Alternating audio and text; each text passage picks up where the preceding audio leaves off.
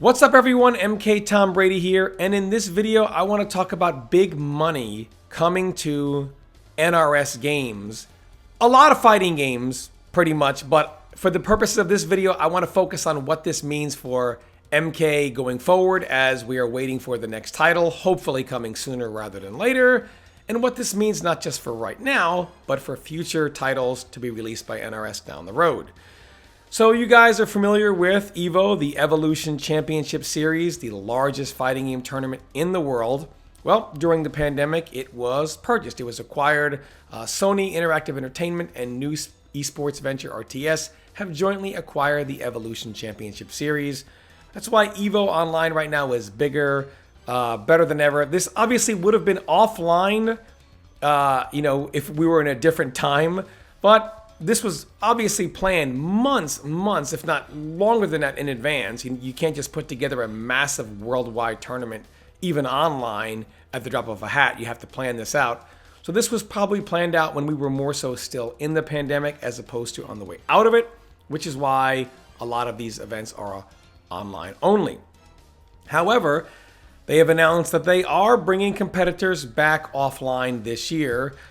The top players from each participating region of the EVO 2021 online main events reunite in Las Vegas at the UFC Apex Arena and Production Complex on November 27th to 28th for one more competition. And in this competition, this showcase, you're going to have Guilty Gear Strive, Mortal Kombat 11, Street Fighter 5, Tekken 7, Skullgirls, a total of $125,000 in total prizes, basically divvied up $25,000 per game. So to win this, you're probably going to take home $10,000, and they'll probably take the other 15 and disperse that, percentage-wise from second all the way down to, the end of top 8. And this is really, really big news because this is a lot of money here. Mortal Kombat 11, there's no more Pro Series. So all the money that people were getting, these $10,000 pot bonuses, these big money Pro Series events, these finales, they're gone. Maybe for the next 2 years until we get the next title. At least 1 year, depending on how soon or later we get the next title. But this is really big because what this is corporate money in... Look at what this means for what we have right now. So for Mortal Kombat 11, you have EVO this year. Now, obviously, a lot of it is online, and the final, whatever, is going to be offline.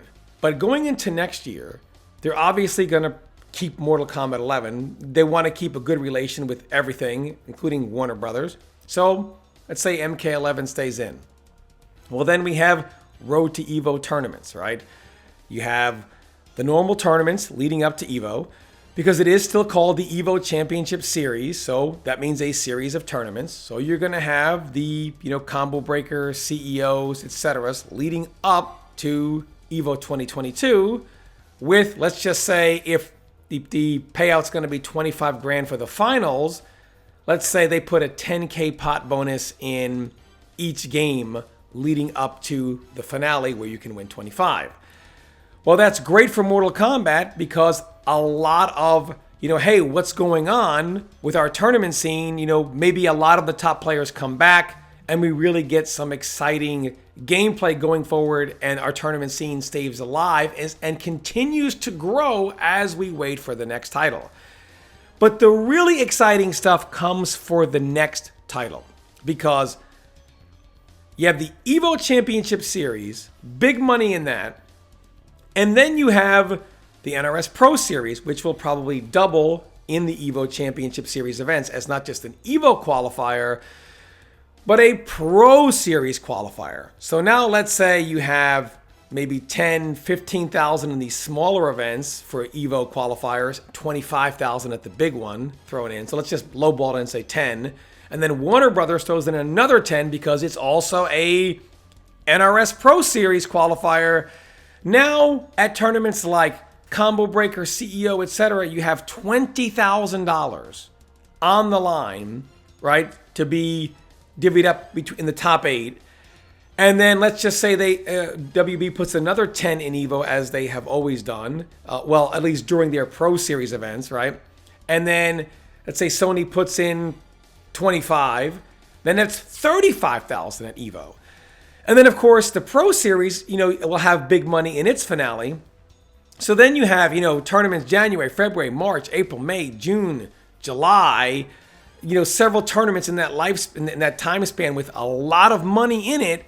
Going forward in our next games, big money, $20,000, $30,000, big money for Evo, big money for the Pro Series finale, just a big incentive for players to want to continue to grind. Because the thing is, a lot of people are starting to do this for a living now, not just tournament-wise, but also content creation-wise. And the more money that's on the line, the more people that want to play, the more money that's on the line, the more people are going to want to play. And to have consistent money on the line, for several years, that really helps. This helps our scene right now continue to grow, despite the fact NRS has announced no more support. We're getting support over here from the Sony end, Sony RTS end. And then in the next title, we'll get support from WB for, let's say it's even just 2 years. And during that time period, we also get that Sony assistance as well.